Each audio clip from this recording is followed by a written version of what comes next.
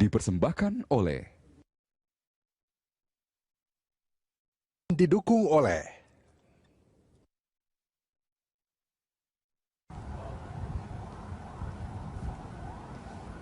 Pemirsa, saat ini saya berada di Istana Wakil Presiden. Saya ingin mengajak Anda menemui Wakil Presiden Bapak Yusuf Kala, seorang tokoh penuh warna dan seakan tidak pernah mati. Mengapa saya katakan demikian? Karena seorang Yusuf Kala sejak dasawarsa 80-an hingga saat ini senantiasa beredar.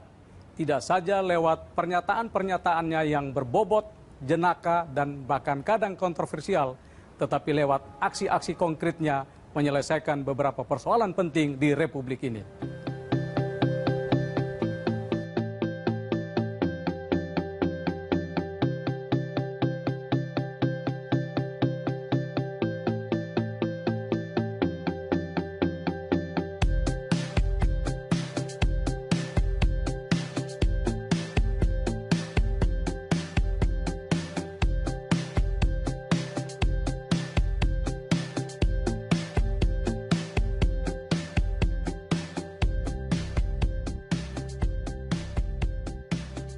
Pak JK, terima kasih atas kesempatan. Terima kasih, Claude. Terima kasih, Claude. Pak JK, minggu lalu Bapak open house di Jakarta, Makassar.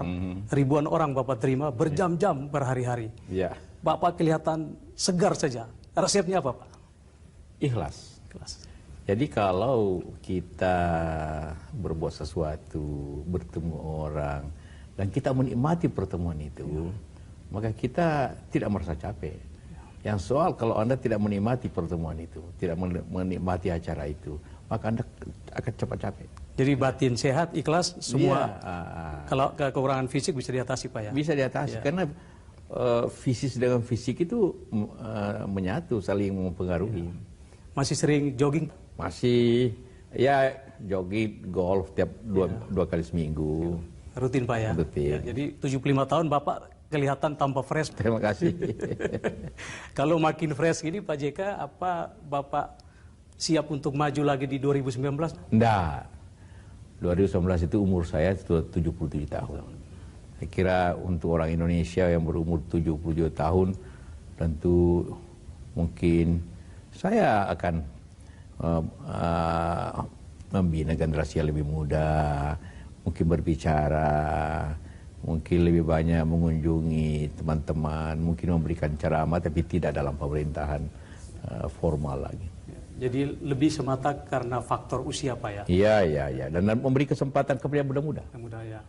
Padahal kalau kita lihat survei terakhir dari beberapa lembaga survei seperti Indobarometer dan Kompas, Pak, itu tingkat kepuasan kepada Bapak itu sekitar 58%. Berarti masih banyak masyarakat yang menginginkan Bapak untuk maju lagi, Pak.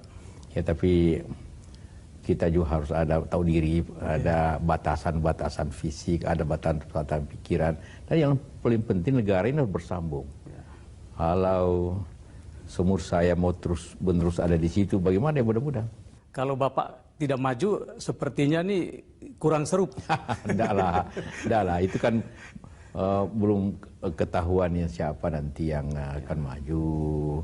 Tapi setiap pemilu, pilpres pasti seru saja itu.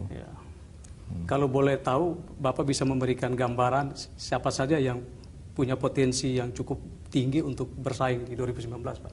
Gini, saya tidak menyebut nama saja, tapi saya ini sedikit punya kelebihan. Kelebihannya ialah 3 kali ikut pilpres. 3 kali ikut pilpres. Tidak ada orang Indonesia yang 3 kali ikut pilpres, cuma saya. 2 kali menang, 2 kali kalah. 1 kali kalah, maaf. Waktu presiden, waktu wapres menang semua. Nah, waktu siapapun yang ingin jadi pilpres, pertama ingin ide-idenya diketahui orang. Cara berpikirnya ini diketahui orang. Karena itulah maka siapapun, termasuk saya waktu itu, salah satu cirinya ialah banyak berbicara ke umum, ceramah di universitas, di kampus, begitu diundang kita datang. Maka Anda bisa mengetahui siapa yang punya minat itu, siapa tokoh yang banyak berbicara di kampus, di pertemuan-pertemuan yang lain di seminar-seminar. Itu akan jadi. Wah, kalau begitu kita bisa tebak nih, Pak. Itulah saya bilang, mungkin saja. Begitulah. Dan kenapa saya katakan saya berbuat itu? Oh, ya, Pak. Ya. Dan begitu juga semuanya. Anda bisa tebak sendiri. Ya, ya di situ kan ada Pak Gatot Nurmantio, ada Pak Tito juga, ada Ibu Sri Mulyani yang sering tampil, Pak. Apa bisa disebut seperti itu, Pak ya? Itu terserah Anda. Saya kira tidak jauh-jauh lah. Ya, ya. Pak, ini kalau kita bicara soal capres ini kan sekarang lagi hangat dibahas tentang presidensial threshold, Pak.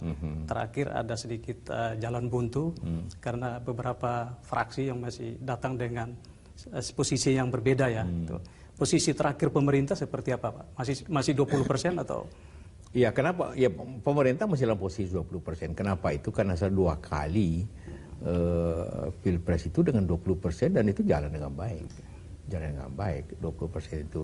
Artinya memberikan calon-calon yang berkualitas. Karena kalau terlalu rendah, tentu nanti banyak yang mau coba-coba nanti kan membuang-buang waktu dan nanti tidak memberikan calon-calon yang memang secara awal itu mempunyai modal dukungan.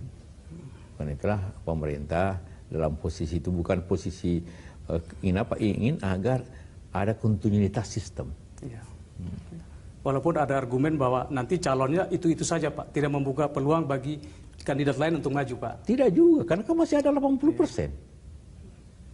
Yang syaratnya kan 20%. Berarti kalau ada satu orang punya 20 atau 25%, masih ada 75% yang bisa mencalonkan calon yang lain, yang baru. Kalau posisi pemerintah tetap seperti itu, sementara banyak fraksi menghendaki lain, Pak. Ini kalau jalan buntu, apa kemungkinan opsi terakhir itu menerbitkan Perpu, Pak? Dalam DPR dan demokrasi selalu ada jalan keluar. Jalan keluar yang mudah dan dipakai sering kita voting. Dan ada penyelesaian. Pak JK, kita break sebentar. Pemirsa, tetaplah bersama Special Interview. Kalau sekiranya Selatan Sulawesi itu negara, sekiranya mungkin saya terpilih. Bapak terpilih bisa 2 kali, Pak, berturut-turut, Pak. Dipersembahkan oleh didukung oleh Pemirsa, terima kasih masih dalam Special Interview bersama Bapak Yusuf Kalla. Pak JK, ya. Memang sudah sering orang berbicara tentang hubungan Bapak dengan Pak Jokowi ya. Saya ingin tahu perkembangan terakhir saat ini sudah sangat cair, Pak ya. Sejak dulu juga cair, sejak awal. Kadang-kadang orang atau media ya, yang kadang-kadang selalu menafsirkan sesuatu yang mungkin terlalu awal. Saya tidak datang saja suatu acara, ditafsirkan ada apa, kenapa tidak datang, berkembang. Saya dengan Pak Jokowi berbeda satu statement. Ya, karena memang tiba-tiba saya ditanya, tentu kita tidak berkoordinasi, tentu ada kadang-kadang ada perbedaan. Dikira sebenarnya tidak. Kenapa saya katakan itu selalu cair? Karena ada sistem pemerintahan atau sistem yang khususnya diambil oleh Pak Jokowi. Semua keputusan-keputusan yang penting itu harus lewat rapat, lewat ratas dan sebagainya. Sehingga sebenarnya kebersamaan ada di situ, keputusan rapat apa gitu. Sebenarnya sistem ini juga sama seperti ketika Bapak jadi wapres saat Pak SBY, Pak ya? Ada perbedaannya juga. Tergantung style kepemimpinan, itu sama saja pada akhirnya. Ya, kadang-kadang hal-hal kita putuskan, kemudian kalau zaman dulu ya, itu kemudian diatur pelaksanaannya, detailnya di tempat saya. Sama saja semuanya. Kalau sekarang hampir semuanya sampai detail pun dibicarakan bersama. Jadi kalau dulu kan di era SBY sepertinya ada matahari kembar, tapi di era Jokowi kesan itu sudah hilang ya, Pak? Iya, kemudian saya juga memahami bahwa kita tidak boleh ada kesan seperti itu, supaya sistem pemerintahan itu berjalan dengan baik. Ya. Bapak merasa fine-fine aja dengan model seperti sekarang, atau kalau bandingkan dengan di era SBY, peran Bapak kelihatan jauh lebih besar ya? Justru kita ingin hindari seperti itu, supaya jangan timbul penafsiran yang tidak-tidak. Ya. Berarti firm Pak ya? Ya. Walaupun untuk kalau kita flashback ke belakang Pak ya, itu dinamika pilkada DKI yang membuat mungkin sedikit tegang ya. Itu. Oh iya, pertama begini, sering orang mengatakan, Bapak berbeda dengan Jokowi. Loh, bagaimana Anda tahu berbeda? Sedangkan Pak Jokowi sendiri tidak pernah terbuka ataupun kepada kita di kabinet bahwa beliau memberikan atau memilih calon tertentu, tidak pernah. Yeah. Sedangkan saya disampaikan bahwa saya mendorong Anies, yeah. Itu bukan dari saya. Itu kan dari Pak Zul, Ketua MPR. Itu saya tidak pernah ngomong begitu. Jadi saya bilang, bagaimana Anda tahu saya berbeda? Padahal Pak Jokowi sendiri tidak tahu siapa yang dia dukung kan. Nah, jadi juga itu hanya menerka-nerka saja. Karena itu bukan bahasa, kita bercanda aja. Bagaimana ini? Bagaimana hari ini Anies? Bagaimana hari ini surveinya? Kita gitu-gitu aja. Iya. Jadi dia dibawa dalam candaan Pak ya? Iya. Tidak pernah kita berbeda pandang. Karena masing-masing menjaga sistem pemilu yang katakanlah sangat personal atau rahasia dalam hal, tapi kita terbuka bercanda-canda saja. Ya. Walaupun sebenarnya mungkin preferensi Bapak kayak Anies katakanlah ya, Yalah, itu bukan soal kan Pak ya? Bukan soal ya. Hak demokrasi orang. Iya. Mungkin boleh saya tanya, kenapa Bapak tidak prefer ke Ahok misalkan? Pertama, Anies itu orang yang paling dekat sebenarnya dengan Pak Jokowi. Ya. Dan saya kenal baik bagaimana beliau, karena sudah sebelumnya waktu di rektor sering sama-sama, saya berdekatkan kantor, kedua saya ngerti dia sejak lama, waktu menteri juga saya tahu betul. Ahok saya tidak kenal betul secara personal, kan secara kapasitas gitu kan, bahwa punya prestasi ya, tapi kita butuh juga anak muda yang punya ide-ide yang ke depan yang baik juga. Bukan karena faktor subjektif, misalkan Ahok ini minoritas mungkin seperti itu. Karena kalau kita bicara realitas politik juga mungkin ya arah seperti itu kan. Ya, dalam hal demokrasi orang memilih sesuai dengan apa yang sesuai menurut pandangannya. Tidak pilihan karena minoritas. Begini, negara yang sangat dianggap dirinya sangat demokratis, contohnya kayak Amerika, itu butuh 175 tahun untuk orang Katolik jadi presiden. John F. Kennedy Pak. 185 tahun Pak. Bayangkan itu. Butuh 230 tahun orang hitam jadi presiden. Jadi yang begitu biasa dimanapun, di negara apapun yang mengadakan demokrasi, selalu ada pilihan-pilihan kesamaan. Jadi bukan kita memilih, bukan pilihan kesamaan masing-masing, pilihan pandangan pribadi masing-masing, dan itu sah-sah saja. Jangan dianggap tidak demokratis di Amerika karena tidak memilih orang Katolik selama 180 tahun. Nanti kalau kita pandangan itu di Indonesia, Amerika tidak demokratis. Bukan itu. Memang orang selalu memilih sesuai dengan kesamaannya, pandangannya dan itu tidak tabu kan Pak? Itulah demokrasi. Ya, demokrasi. Justru itulah demokrasi. Ya, suara terbanyak yang menang. Mau apa?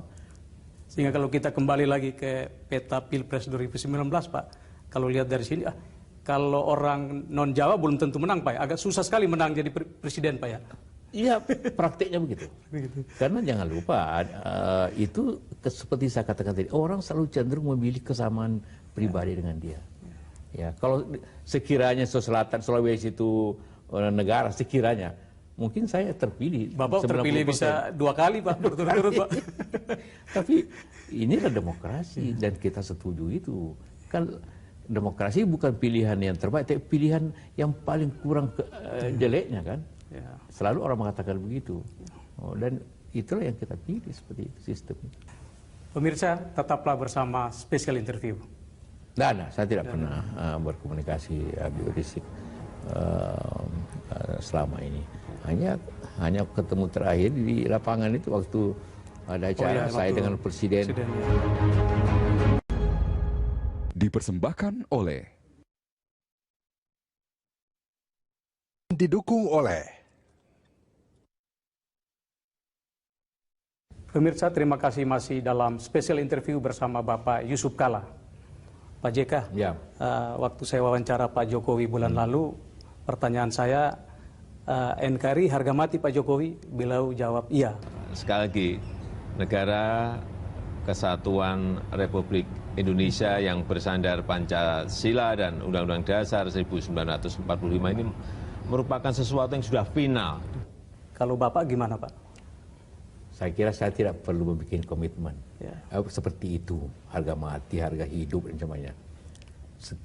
Dalam terakhir pada saat negara pecah-pecah di Poso, Ambon, di Aceh, alhamdulillah saya yang mempersatukan itu. Jadi lebih jauh lagi daripada harga mati, orang perang saya hentikan agar tetap kita NKRI. Tapi ini mungkin karena situasi politik akhir-akhir ini kan mengarah kepada ada gagasan untuk kita membuat negara khilafah, Pak. Sehingga wacana ini dihidupkan lagi, Pak. Ada dua macam pikiran yang ada di khilafah itu. Khilafah itu suatu faham yang membentuk suatu kesatuan di luar batas-batas, melewati batas-batas negara. Ya. Dua pertama dalam hal agama, kedua dalam pemerintahan. Kalau soal khilafah dalam atau seperti itu borderless, ya, antar dalam agama itu biasa saja sebenarnya. Dalam Islam banyak fatwa-fatwa ulama Al-Azhar kita terima, atau fatwa-fatwa dari Arab kita lakukan dalam kehidupan keagamaan. Saya kira Katolik juga seperti itu, malah atau ketentuan-ketentuan dari Vatikan berlaku sampai sini. Mengangkat uskup juga dari Vatikan. Itu orang terima seperti itu dalam hal agama. Tapi dalam pemerintahan tidak. Karena kita ada batas negara. Jadi yang kita tolak ialah suatu pandangan ingin menjalankan pemerintahan dan agama sekaligus tanpa batas-batas di luar batas-batas negara. Bukan. Nah, itu dalam hal NKRI, dalam semua negara ada punya ketentuan kenegaraan seperti itu. Karena itulah apa yang terjadi di ISIS, Irak, Syria ingin melintas negara suatu kekuasaan. Nah, kalau itu kekuasaan di pemerintahan itu, ya tentu kita tolak pasti. Tapi dalam agama itu biasa. Kecenderungan untuk ISIS ke Indonesia untuk penetrasi gagasan itu, kalau kita kasih nilai 1 sampai 10 Pak, itu nilainya berapa Pak? Sehingga kita harus khawatir Pak. Sebenarnya kalau dibanding dengan negara lain, kita jauh lebih ringan. Ya, menurut informasi intelligence, orang-orang Indonesia yang ke Syria, Irak itu hanya 300-400 orang. Dibanding dengan Inggris saja, Inggris ribuan orang, 3 ribuan. Yeah. Jadi kenapa kejadian lebih banyak terjadi di Eropa daripada dalam di Indonesia? Tapi itu juga pengaruh yang salah, pasti salah. Sekedar suatu ingatan, apa yang terjadi radikalisme di dunia ini, itu selalu berasal daripada negara gagal. Al-Qaeda itu datang dari Afghanistan. Setelah Afghanistan gagal, diserbu Amerika, Inggris, Rusia, Amerika, kemudian diktator dalamnya. Syria, Irak juga gagal karena dibom oleh Amerika. Jadi juga pengaruh internal dan eksternal. Pengaruh dari dalam otoriter dari pemerintahannya dan kemudian pengaruh luar yang ikut mencampuri negara itu. Itulah kemudian menyebabkan radikalisme yang kemudian masuk ke Indonesia, orang yang datang dari sana. Nah, yang Al-Qaeda orang yang datang dari Afghanistan dulu, kemudian kembali jadilah bom Bali, bom apa macam-macam. Itu yang kemarin juga yang terjadi di Kampung Melayu, di apa, itu pengaruh-pengaruh. Tetapi ada sumber lain yang lebih radikal, teknologi. Kalau Anda baca apa yang terjadi di yang kemarin bacok atau tikam polisi di Kebayoran, itu belajar dari internet. Jadi sumber radikalisme itu sekarang yang paling banyak dari teknologi itu sendiri. dengan membaca, dengan tidak perlu ulama, tidak perlu ada orang yang berpengaruh, dia baca terus begini. Jadi ini memang teknologi ada negatif, ada positifnya. Nah, Bapak ini kan pengurus Dewan Masjid Indonesia, dan masjid adalah salah satu tempat untuk menanamkan nilai-nilai baik. Nah, dalam konteks seperti ini, seperti apa peran yang akan Bapak gencarkan untuk? Pertama, kita ikut JDMI sekarang mendaftarkan mubalik yang baik untuk katakanlah yang pantas memberikan khutbah atau ceramah di masjid. Itu ada di aplikasi DMI, boleh milih ini. Kedua juga memberikan bahwa pilihlah dan jangan berbicaralah yang baik di masjid. Memang ada ada perbedaan masjid di Indonesia dan negara-negara lain. Hanya 2 negara di dunia, Indonesia dan Pakistan, yang masjidnya dibangun oleh masyarakat, termasuk gereja oleh masyarakat.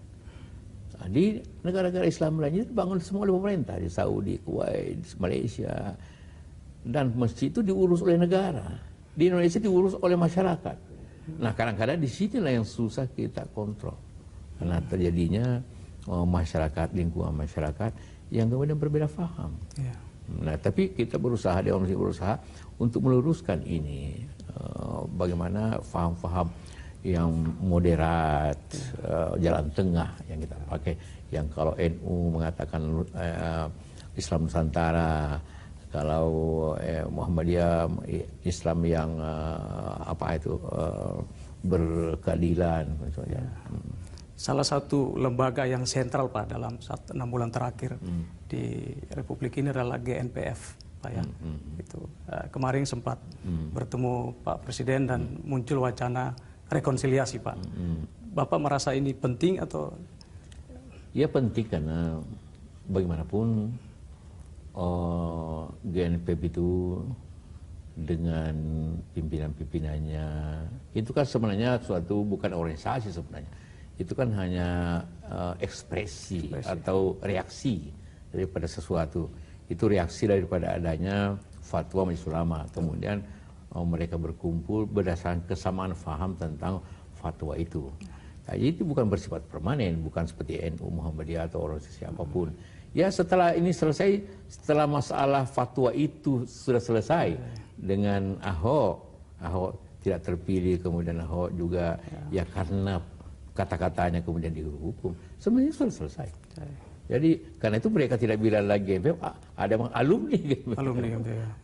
Jadi dengan MPF itu teman-teman itu bertemu dengan Presiden, kita harapkan bahwa ini sudah selesai persoalan, karena kita mulai babak barulah ke depan kemajuan bangsa ini. Ya. Satu lagi pertanyaan Pak, mungkin agak sensitif tapi ya, publik perlu tahu ya, bagaimana pandangan Bapak tentang permintaan abolisi untuk Habib Rizik Syihab, Pak?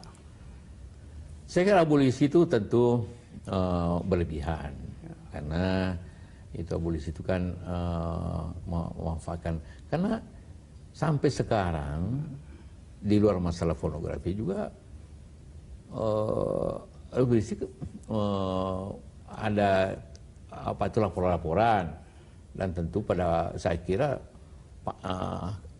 kalau memang dianggap itu Habib Rizik tidak bersalah, tentu pada waktunya dia pasti dilanjutkan pemeriksaan itu.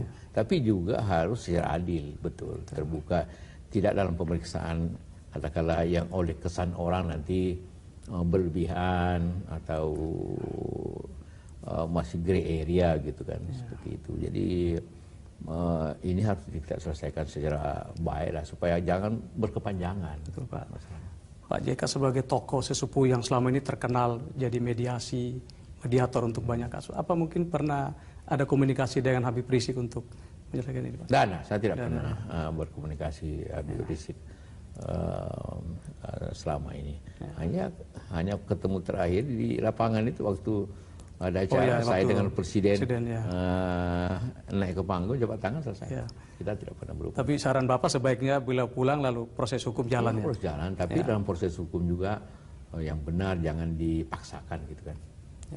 Jangan nanti tidak ada kesan, nanti berkepanjangan juga, nanti tidak stabil, semua kita tidak stabil. Habis waktulah untuk habis waktu nanti masyarakat ini hanya untuk berdebat tentang ini, tentang ini.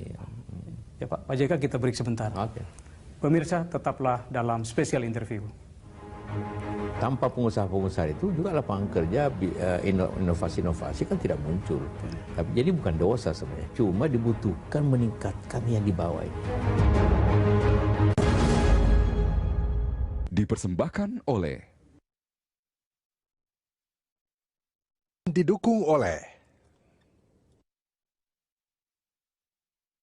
Pemirsa, terima kasih masih bersama spesial interview. Pak JK, Ya. kalau tadi kita bicara politik, lalu hukum, sekarang kita mau bicara tentang ekonomi, Pak. Ya, Pak JK melihat kinerja ekonomi kita, terutama dalam hal pemerataan ini sudah sampai di mana, Pak?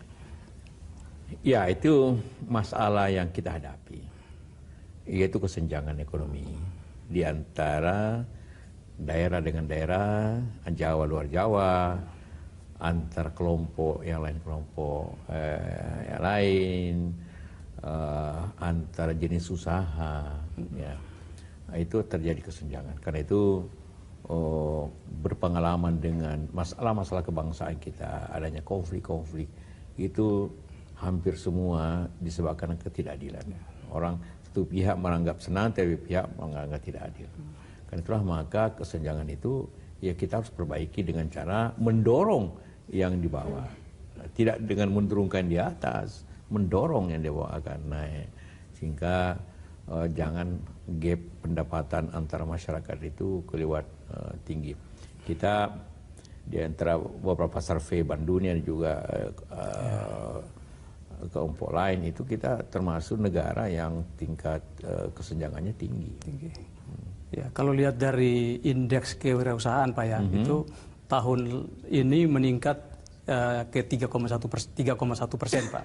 Sementara tahun 2016 itu masih 1,6. Idealnya kan 2%.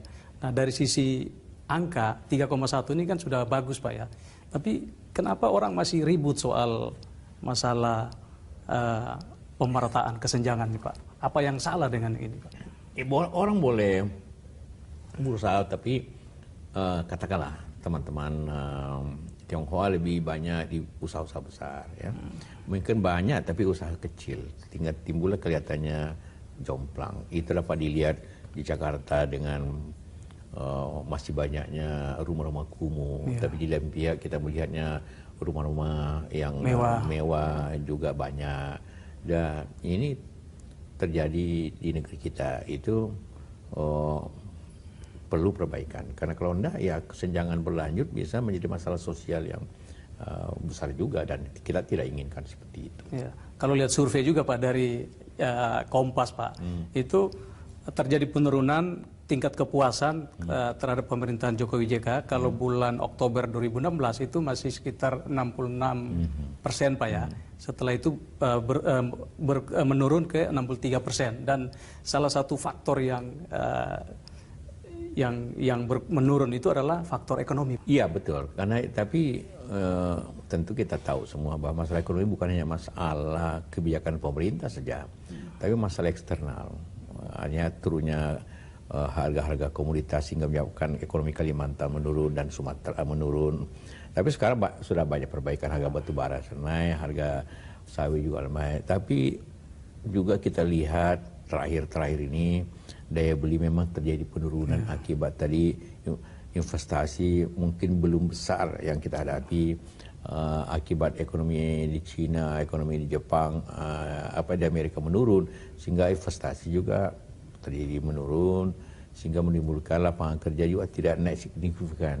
Pertumbuhan 5% itu belum cukup untuk menampung semua generasi muda yang mulai masuk dunia kerja belum sampai.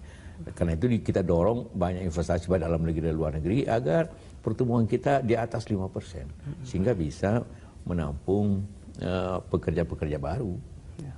Kita lahirkan wirausaha baru, Pak ya. Yang bisa membuka itu wirausaha baru, pengusaha-pengusaha yang startup kalau istilah anak-anak muda startup itu. company. Kemudian juga ya meningkatkan, pemerintah memberikan fasilitasi Tuan Trade KUR, Kredit Usaha Rakyat dengan bunga 9%, dengan subsidi itu, supaya timbullah usaha sehingga timbul suatu peningkatan pendapatan masyarakat. Pak JK, kadang masalah kesenjangan ini dipolitisasi seakan bahwa ini dosa non pribumi karena secara ekonomis mereka lebih mapan, Pak. Bapak sejalan dengan pandangan ini, Pak?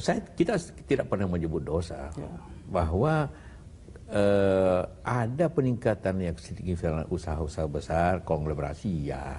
Tapi kita tidak. Tapi jangan lupa mereka juga memberikan lapangan kerja. Mereka bayar pajak yang benar. Kemarin banyak yang diamnesti, hanya diampuni. Tanpa pengusaha-pengusaha itu juga lapangan kerja, inovasi-inovasi kan tidak muncul. Tapi jadi bukan dosa sebenarnya, cuma dibutuhkan meningkatkan yang di bawah ini. Jadi tidak berarti ini diturunkan yang tinggi, ini yang diangkat naik ke atas dengan memberikan banyak keutamaan, affirmative action. Itulah oleh pemerintah, oleh presiden, ada upaya reformasi agraria, karena di Jawa ini contohnya daerah lain petani-petani makin kecil tanahnya, tinggal 1/3 hektar. Dengan itu pendapatannya kecil.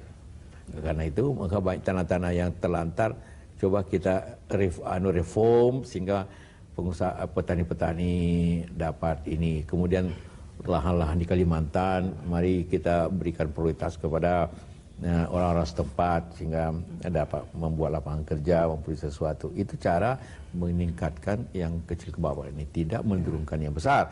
Yang besar harus bayar pajak, harus kasih kerja orang. Kalau tidak bayar pajak dia dihukum.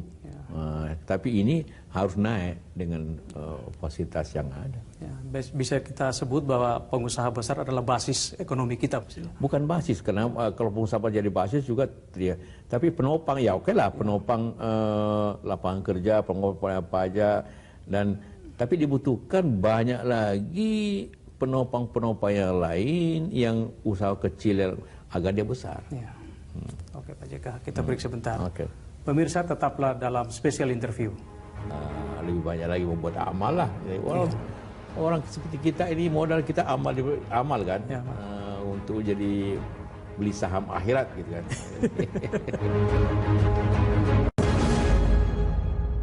Dipersembahkan oleh didukung oleh pemirsa. Kita lanjutkan perbincangan kita dengan Bapak Yusuf Kalla. Pak JK, akhir-akhir ini rame tentang ibu kota baru, Pak. Dari Pak Harto jonggol, Pak Jokowi sepertinya Palangkaraya nih. Pak JK kan bagian dari Pak Jokowi, tapi saya dengar Pak JK pernah ngomong ini Mamuju nih, Pak. Apa benar gak? Ya, memindahkan ibu kota suatu ide yang bagus, tapi berat cara kerjanya. Di Jakarta ini pegawai pusat ada 900.000. Jadi kalau ibu kota dipindahkan berarti 900.000 orang harus dipindahkan. Betul. Tentu mungkin sebagian tetap kerja Jakarta, tapi itulah pegawai pusat gitu. Pegawai pusat itu artinya karena otonomi jadi. Kedua, kantor-kantor begitu banyak, mulai kantor presiden, istana mesti dibangun di sana pasti, DPR mesti dibangun, kementerian banyak sekali. Jadi dibutuhkan perhitungan yang betul-betul wajar, tepat untuk merealisasi itu. Karena itulah maka oleh Bappenas ditugaskan untuk memberikan kajian dulu, Pak. Jadi kajiannya dulu, jadi belum ada keputusannya karena keputusan itu setelah ada kajian dulu, bukan keputusan dulu baru ada kajian kan. Nah itu. Kedua, di mana? Ini pertanyaannya. Orang mengatakan di tengah supaya adil. Nah kalau Anda lihat peta yang di tengah, timur, barat, dan utara, selatan, itu di sekitar Mamuju, bukan Palangkaraya. Waktu Palangkaraya itu oleh sejak Bung Karno, dengan langsung di tengah. Sebenarnya di tengah itu artinya kurang lebih 4 jam ke barat dan 4 jam ke timur dalam pesawat terbang. Itu di Mamuju itu. Sulawesi Barat. Saya tidak mengatakan tidak wujud, tidak, karena hanya orang mengatakan di tengah-tengah. Kalau mau di tengah-tengah, konsekuensi di tengah-tengah, bahwa Palangkaraya itu juga berada di Kalimantan di tengah, benar, tapi tidak berarti di tengah-tengah. Ya. Di tengah ya, tapi tidak kalau mau pas di tengahnya itu sekitar Mamuju. Lihat lagi di peta nanti kalau pulang berapa Anda tarik tali kemudian bagi dua. Tengahnya itu Mamuju Pak ya. Ya. Sedikit di luar di laut, tapi kota yang terdekat Mamuju, hanya daerah yang terdekat. Nah, itu jadi saya tidak mengatakan pilih Mamuju, tidak. Saya hanya mengatakan sebenarnya kota yang paling di tengah. Itu. Berarti rekomendasi Pak JK ini masuk dalam kajian Bapenas, Pak? Ya, sekarang kajiannya dulu. Dasar pertama, adakah lahan yang luas? Memang di Mamuju tidak banyak lahan yang luas. Di Kalimantan pasti banyak. Pasti lebih luas, Pak ya. Tapi di Kalimantan itu paling banyak gambut. Gambut tidak mudah dibanguni karena itu lembek itu. Jadi butuh ongkos lebih tinggi. Tapi ini jangan lupa, tunggulah kajiannya dulu, karena kajianlah yang baru ada keputusannya. Tidak diputuskan dulu baru suruh kaji, endahlah. Kajian selalu berbentuk begitu. Ya. Pak JK, tadi di awal Bapak mengatakan bahwa 2019 Bapak tidak akan maju lagi, artinya Bapak berhenti dari pemerintahan ya. Saya ingin tahu apa yang akan Bapak lakukan setelah Bapak selesai di pemerintahan. Saya sebagai saya di pemerintahan sudah berarti nanti insya Allah itu hampir 20 tahun. Ya, jeda 5 tahun. Ya, jadi 15 tahun. Bagi saya cukup lah. Itu tugas-tugas, ya katakanlah pengabdian ataupun amanah, gitu ya. Selama itu. Dan waktunya untuk lebih dekat dengan anak-anak, dengan cucu-cucu, menikmati hidup. Mungkin saya mengurus sosial lebih intensif, ya, lebih banyak lagi membuat amal lah. Jadi orang seperti kita ini modal kita amal kan, untuk jadi beli saham akhirat gitu kan. Lebih banyak ke situ, menikmati hidup juga sekalian, kan istirahat lah. Ya, Bapak kan sudah membuat legacy Pak ya. Kalau kita bicara seorang JK, kita selalu ingat tentang Aceh, tentang Malino. Nah, itu dua legacy yang Bapak tinggalkan dan sangat bersejarah, Pak. Ya. Apakah ada legacy lain yang ingin Bapak tinggalkan, Pak? Iya, kalau selama 10 tahun jadi wapres tentu banyak hal juga yang kita kerjakan. Kalau yang pertama, hampir semua keputusan penting dalam bidang energi justru banyak kita putuskan. Konversi lah, pembangunan Cilacap, macam-macam lah. Konversi minyak tanah saya ingat. Ya, banyak lah, seperti itu. Dan juga ya saya bersyukur banyak hal dibuat, tapi tentu bagi saya itu adalah tugas amanah yang dijalankan. Ya. Dan semuanya bisa tercapai kan berkat support dari Ibu Mufidah Kala, Pak ya? Ya, kalau kita yang memegang kepemimpinan tanpa support keluarga juga akan kacau juga itu kehidupan. Jadi saya bersyukur punya keluarga yang mensupport, mendorong istri saya tentu dan anak-anak. Tahun ini kalau tidak salah nih ulang tahun perkawinan Bapak yang ke-50 ya. Iya. Saya boleh perlihatkan Bapak ini foto waktu pernikahan. Iya, foto waktu pernikahan tahun 67. Yang dalam satu acara, kan dasarnya saya pakaian Bugis. Ini di rumah istri ini pakaian Minang gitu kan, istri saya orang Minang gitu. Jadi itu. Jadi 50 tahun berumah tangga itu dan rukun Pak, itu resepnya apa Pak supaya bisa ditulurkan kepada keluarga muda kita Pak? Iya, di samping saling membutuhkan, saling mencintai juga harus ada semacam pemegang tugas sebenarnya. Yang tidak saling, kita tahu tapi tidak mencampuri. Contohnya saya pekerjaan sejak pengusaha ataupun di pemerintahan, itu istri saya tidak banyak mencampuri. Tidak banyak, malah tidak akan mencampuri apa yang saya kerjakan di pemerintahan. sebagian besar istri saya tidak tahu, terkecuali dia baca di koran atau apapun. Tapi begitu juga mengurus rumah tangga, mengurus anak-anak, saya tidak campur. Rumah ini makan apa hari ini terserah istri saya. Yang baik, dia tahu apa yang saya suka. Contohnya, anak mau di sekolah di mana, itu urusan ibu semua. Rumah mau dicat apa, warnanya, itu urusan keluarga, tidak masalah mencampuri. Tapi saling memahami, saling mengerti. Sehingga kita tidak bertengkar, tidak pernah bertengkar apa yang saya kerjakan. Saya tidak pernah berselisih apa istri saya kerjakan, tapi saling membutuhkan kita. Jadi itu kunci ya, keharmonisan rumah tangga. Harmonisan, saling membutuhkan, Ya. saling membutuhkan. Saya butuh istri saya butuh saya, dan saling mengerti. Anak-anak tentu juga kita didik sebaik mungkin, dan melanjutkan. Kalau saya karena dasar saya sebagai pengusaha melanjutkan usaha, malah anak-anak itu menghidupi kami ini contohnya, atau keluarga saya, adik saya, itu baru terjadi harmoni dalam keluarga. Pak JK, terima kasih atas waktu dan kesempatannya. Sama-sama, silakan. Terima kasih.